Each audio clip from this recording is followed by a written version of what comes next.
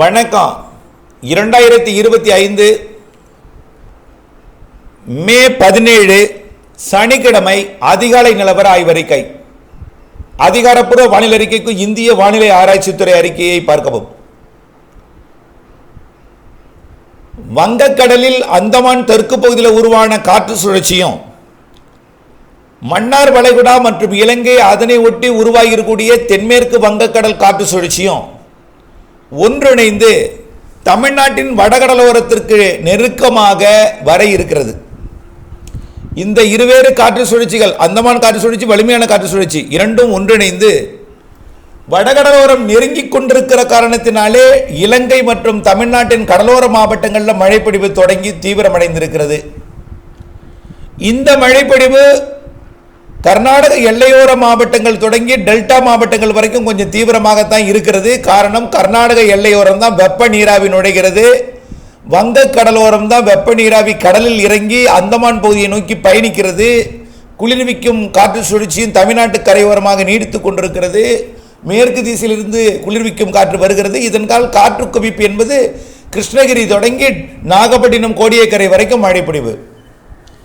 இந்த காற்று சுழற்சி நெருங்க நெருங்க உள்ளேயும் மழைப்பொழிவு தீவிரமடையும், தென் மாவட்டங்களுக்கும் தீவிரமடையும், மேற்கு தொடர்ச்சி மலைக்கும் தீவிரமடையும், மேலும் கர்நாடக எல்லையோரத்தில் மேலும் தீவிரமடையும், ஆந்திர பிரதேசம், கர்நாடகா, தெலுங்கானா மற்றும் அனைத்து தென் மாநிலங்களுக்குமே தீவிரமடைய போகிறது மழை.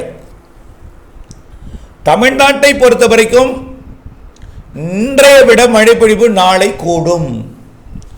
தற்பொழுது டெல்டா மாவட்டங்கள் மயிலாடுதுறை, காரைக்கால், நாகப்பட்டினம், திருவாரூர், தஞ்சாவூர் மற்றும் அதனை ஒட்டியுள்ள மாவட்டங்கள் அரியலூர், பெரம்பலூர், கடலூர், விழுப்புரம், புதுச்சேரி, புதுக்கோட்டை ஆகிய மாவட்டங்களில் பெய்து கொண்டிருக்கூடிய மழை இந்த காலை நேரத்தில் வேதாரண்யம் மற்றும் நாகப்பட்டினம், மயிலாடுதுறை மாவட்ட பகுதிகளில் இந்த பெய்து கொண்டிருக்கூடிய மழை காலை ஒரு 8-9 மணிக்குள் விலகிவிடும். அதற்கு பிறகு மேகமூட்டங்கள் இருக்கும். மெல்ல அந்த மேகமூட்டமும் கொஞ்சம் விலகி ஒரு மந்தமான வெயிலுடன் வெளிச்சத்தை கொண்டு வரும்.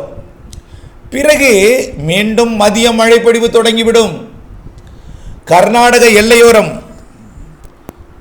வங்கக்கடல் காற்று சுழற்சி வடமேற்கு திசையிலிருந்து வெப்ப நீராவியை, அதாவது பாகிஸ்தான் பகுதியில் நுழையக்கூடிய அந்த உயரழுத்த காற்று அங்கிருந்தும் குஜராத், மகாராஷ்டிரா வழியாக வெப்பமடைந்து மேலெழுந்து நீராவியை சுமந்து கொண்டு தமிழ்நாட்டில் நுழைந்து வங்கக்கடல் நோக்கி பயணிக்கிற காரணத்தினாலே கர்நாடக எல்லையோரத்திலும் கேரள எல்லையோரத்திலும், குறிப்பாக தெற்கு கர்நாடகா, மைசூரு, பெங்களூரு மற்றும் அதனை ஒட்டியுள்ள மாவட்டங்களாம் நீலகிரி, ஈரோடு, சேலம், கிருஷ்ணகிரி, தருமபுரி மற்றும் ஆந்திர எல்லையோர மாவட்டம் திருப்பத்தூர், வேலூர், ராணிப்பேட்டை மாவட்டங்களில் இன்றைக்கு மதியம் தொடங்கும் மழை படிப்படியாக உள்ளேயும் வந்து கொடுக்கும். நல்ல மழைப்பொழிவாக, கனமழை பொழிவாக இன்றைய மழைப்பொழிவு டெல்டா வரை இருக்கிறது. ஆனால் கனமழை பொழிவு கர்நாடக எல்லையோர மாவட்டங்கள், வட உள் மாவட்டங்கள் பகுதிகளில் நல்ல ஒரு மழைப்பொழிவை, மிக மழைப்பொழிவை கொடுக்கும். நேற்றைக்கே திருவண்ணாமலை மாவட்டம் செங்கத்தில் 12 சென்டிமீட்டர் மழை பொழிந்திருக்கிறது. மேலும் பல மாவட்டங்களில் நல்ல மழை பொழிந்திருக்கிறது. அதன் அடிப்படையில் பார்த்தீங்கன்னா மாவட்ட வாரியாக அரியலூரில் அதிகபட்சமாக 25 மில்லிமீட்டர் மழைப்பொழிவு, சென்னையில் 17 மில்லிமீட்டர் அதிகபட்ச மழைப்பொழிவு. இப்படி கள்ளக்குறிச்சி மாவட்டம், கள்ளக்குறிச்சியில் 46 மில்லிமீட்டர் மழைப்பொழிவு அதிகபட்சமாக. அடுத்தபடியாக பார்த்தீங்கன்னா கிருஷ்ணகிரி மாவட்டம், கிருஷ்ணகிரி தாலுகா அலுவலகத்தில் 75 மில்லிமீட்டர், பாம்பார் அணை 65 மில்லிமீட்டர், கேஆர்பி அணை 55 மில்லிமீட்டர், ஜம்புகொண்டப்பட்டி 50 மில்லிமீட்டர், ஊத்தங்கரை 48 என்று, தென்கனிக்கோட்டை 42 மில்லிமீட்டர் என்று மழைப்பொழிவு. மதுரையில் மதுரை வடக்கு 27 மில்லிமீட்டர், தல்லாக்குளம் 25 மில்லிமீட்டர். அடுத்தபடியாக பார்த்தீங்கன்னா பெரம்பலூர் மாவட்டத்தில் பெரம்பலூர் 35 மில்லிமீட்டர், பாடலூர் 23 மில்லிமீட்டர். அப்படியே பார்த்தீங்கன்னா சேலம் மாவட்டத்தில் கரியக்கோவில் அணை 16 மில்லிமீட்டர், ஏற்காடு 10 மில்லிமீட்டர் என்று அங்கே குறைவாக இருந்தாலும் நீலகிரியில் 27 மில்லிமீட்டர், திருச்சிராப்பள்ளியில் தென்பரநாடு 16 மில்லிமீட்டர், திருவாரூர் மாவட்டம் திருவாரூர் 30 மில்லிமீட்டர், திருத்துறைப்பூண்டி 29 மில்லிமீட்டர். இதில் பாண்டி மற்றும் அதன் சுற்றுவட்டார பகுதியில் 40 மில்லிமீட்டர் மழை பொழிந்திருக்கிறது. அதே போல வலங்கைமான் 19 மில்லிமீட்டர் என்று மழைப்பொழிவு இருந்தாலும் டெல்டாவில் இன்றைக்குத்தான் மழைப்பொழிவு தீவிரமடைய இருக்கிறது.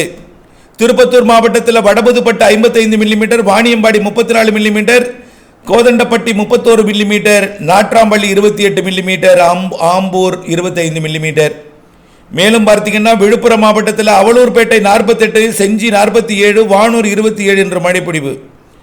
மேலும் விருதுநகர் மாவட்டத்தில் திருச்சூடி 54 மில்லிமீட்டர், வெம்பக்கோட்டை 27 மில்லிமீட்டர் என்ற நிறைய இடங்கள் கிடைக்கப்பட்ட தகவலின் அடிப்படையில் கிடைக்கப்பட்ட தகவல் மட்டும் இன்னும் நிறைய இடங்களில் மழைப்பொழிவு இருக்கு.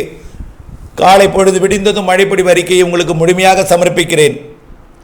இப்படி மழைப்பொழிவு நேற்றைக்கு தொடங்கியது எனலாமே தவிர இனிமேல் தான் தீவிரமடைய போகிறது என்பதை தெரியப்படுத்த விரும்புகிறேன். கோடை குளிரும் என்றும் குளிர்ந்தது டெல்டா. கடுமையான குளிர் நிலவுகிறது. கோடை போல் தெரியவில்லை. வடகிழக்கு பருவமழை காலம் போல தூறலாக தொடங்கி மேகமூட்ட வானிலையும் கடும் குளிர் வானிலையும் நிலவி கொண்டிருக்கிறது. இந்த நிலையில் இன்றைய மழைப்பொழிவு கர்நாடக எல்லையோரத்தில் தீவிரமடைந்து கேரள எல்லையோரத்திலும் தொடங்கி ஆந்திர எல்லையோரத்திலும் தொடங்கி பிறகு தென் மாவட்டங்களிலையும் மழைப்பொழிவு தொடங்கி இருக்கிறது. குறிப்பாக மதுரை, சிவகங்கை, ராமநாதபுரம் மாவட்டத்திலையும் டெல்டா மாவட்டங்களிலையும் மழைப்பொழிவை தொடக்கும். அரியலூர், பெரம்பலூர் என்று வட உள் மாவட்டங்கள் அனைத்துமே மழை இருக்கும் இன்றைக்கு மாலையில். பிறகு அந்த மழைப்பொழிவு திருச்சி மற்றும் அனைத்து வட உள் மாவட்டங்களுக்கும் அனைத்து என்றால் எங்கள் மாவட்டம் உண்டா என்று கேட்டுவிடாதீர். நம்பர் 1 இடத்தை பிடிக்கும் இடம் கர்நாடக எல்லையோர மாவட்டம். நம்பர் 2 இடத்தை பிடிக்கக்கூடிய எல்லாம் அனைத்து வட உள் மாவட்டங்கள். அடுத்த இடத்தை பிடிப்பது அனைத்து வடகடலோரம் மற்றும் மேற்கு தொடர்ச்சி மலை மாவட்டங்கள், உள் மாவட்டங்கள். எல்லா மாவட்டங்களுக்கும் மழை உண்டு. டெல்டாவின் கோடியக்கரை முனை வரைக்கும் மழை உண்டு. இன்றைக்கு நள்ளிரவு 12 மணிக்குள் கனமழை காத்திருக்கிறது வேதாரண்யம் உள்ளிட்ட டெல்டா மாவட்ட பகுதிகளுக்கு. கோடியக்கரை முனைக்கே மழை பொழிவு இந்த வடகிழக்கு கோடை மழை காலத்தில் கிடைத்திருக்கிறது என்றால் மிகப்பெரிய ஒரு வானிலையில மாற்றம் என்றுதான் நீங்கள் புரிந்து கொள்ள வேண்டும். ஆகவே நள்ளிரவில் நல்ல மழைப்பொழிவு டெல்டா உட்பட அனைத்து மாவட்டங்களும் இருக்கிறது. நாளை காலை வரை இந்த மழைப்பொழிவு தொடர வாய்ப்பு இருக்கிறது. சில இடங்களிலே பொழுது விடிந்தும் மழைப்பொழிவு நாளை 8-9 மணிக்கு பிறகு மழைப்பொழிவு சில இடங்களில் தொடரும். குறிப்பாக டெல்டாவிலே தொடரும். நாளை நிறைய திருமண வைபவங்கள் இருக்கிறது. ஞாயிற்றுக்கிழமை அந்த முகூர்த்த நேரத்தில் வேணா கொஞ்சம் இடைவெளி கொடுக்கலாம், கொஞ்சம், அதாவது அந்த காலை நேரத்தில். ஆனால் காலை 8 மணி வரை மழை இருக்கும். மீண்டும் 11 மணியிலிருந்து மீண்டும் மழைப்பொழிவு தொடங்கிவிடும். காலை நேரத்தில் கொஞ்சம் தீவிரம் குறைந்து மீண்டும் நாளை மதியத்திலிருந்து தீவிர மழைப்பொழிவு இருக்கிறது தமிழ்நாட்டிலே அனைத்து மாவட்டங்களுக்கும். ஆக முற்றிலுமாக குளிரப் போகிறது இன்று. நாளை மேலும் குளிரப் போகிறது ஞாயிற்றுக்கிழமை. ஆக நாளை 18ஆம் தேதி ஞாயிற்றுக்கிழமை அனைத்து மாவட்டங்களுக்கும் காற்று பகுதி, கணவாய் பகுதி உட்பட தமிழ்நாடு மட்டுமல்ல, புதுச்சேரி, காரைக்கால், கேரளா, கர்நாடகா, தெலுங்கானா, ஆந்திர பிரதேசம் மற்றும் மகாராஷ்டிரா உட்பட ஒட்டுமொத்த தென் மாநிலங்களுக்கே கனமழை காத்திருக்கிறது. இது அரபிக்கடல் நோக்கி நகர்கிற காரணத்தினாலே மேற்கு தொடர்ச்சி மலை மாவட்டங்களுக்கும் மழைப்பொழிவு அதிகரித்து, கேரளா, கர்நாடகாவிற்கும் மழைப்பொழிவு அதிகரித்து, தென்மேற்கு பருவமழையை தொடக்கி நல்ல ஒரு மழைப்பொழிவை 20ஆம் தேதி வரை வங்கக்கடலோரமும், 20ஆம் தேதிக்கு மேல் அனைத்து உள் மாவட்டங்களுக்கும், மேற்கு தொடர்ச்சி மலை மாவட்டங்களுக்கும், கேரளா, கர்நாடகா, மகாராஷ்டிரா உட்பட நல்ல ஒரு மழைப்பொழிவை கொடுக்க இருக்கிறது. ஆக இனிமேல் மழைதான். வெயில் என்பது இனிமேல் இருக்காது. நீண்ட கால அறிக்கையில் நம்ம சொல்லியிருக்கிறோம், கோடை குளிரும், கோடையில் கனமழை இருக்கு, சராசரிக்கு கூடுதல் மழை இருக்கு.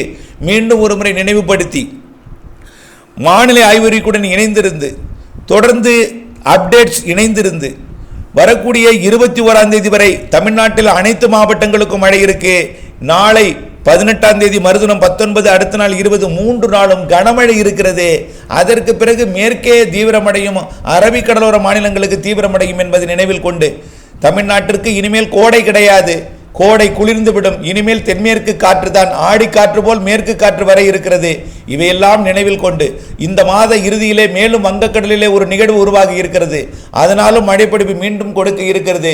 பருவமழை முன்கூட்டியே தொடங்கி தீவிரமாக ஜூன் ஜூலையிலே இருக்கும் என்பதை நினைவில் கொண்டு திட்டமிட்ட வேளாண்மை செய்து வானிலை ஆய்வறிக்கையுடன் இணைந்திருந்து லாபமடைய அன்போடு கேட்டுக்கொள்கிறேன். நன்றி.